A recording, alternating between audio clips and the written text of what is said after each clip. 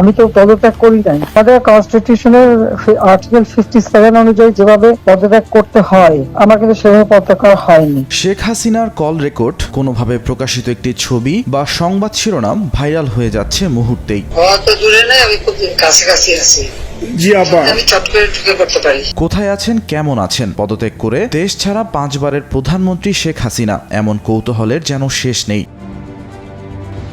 ছাত্র জনতার তোপের মুখে 5ই আগস্ট সামরিক হেলিকপ্টারে করে ভারতে পাড়ি জমান হাসিনা। আইনানুগ সময়ের 45 দিন শেষ হওয়ার মাথায় প্রকাশিত হলো মেয়ের সঙ্গে খাবার খাওয়া ও ঘুরতে বেড়ানোর ছবি।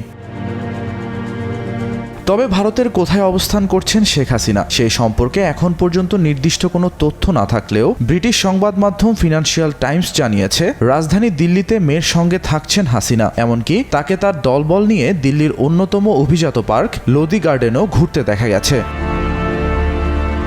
গত 18ই সেপ্টেম্বর প্রকাশিত এই সংবাদে দাবি করা হয়েছে শেখ হাসিনা ভারতীয় সরকারের একটি সেফ হাউসে রয়েছেন, সেখানে মেয়ে সাইমা ওয়াজেদের সঙ্গেই থাকছেন তিনি।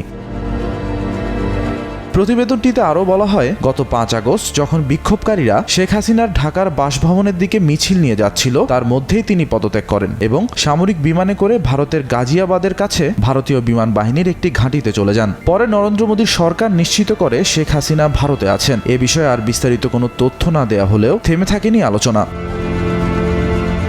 এদিকে ফিনান্সিয়াল টাইমস বলছে শেখ হাসিনার বিষয়ে মোদী সরকার এখনও নীরবতা বজায় রেখেছে। দিল্লির দেশি বিদেশি সংবাদ মাধ্যমগুলো বেশিরভাগই এমন দাবিও করা বন্ধ করে দিয়েছে যে ক্ষমতাচ্যুত হওয়ার পর তারা শেখ হাসিনার প্রথম সাক্ষাৎকার পাবেন।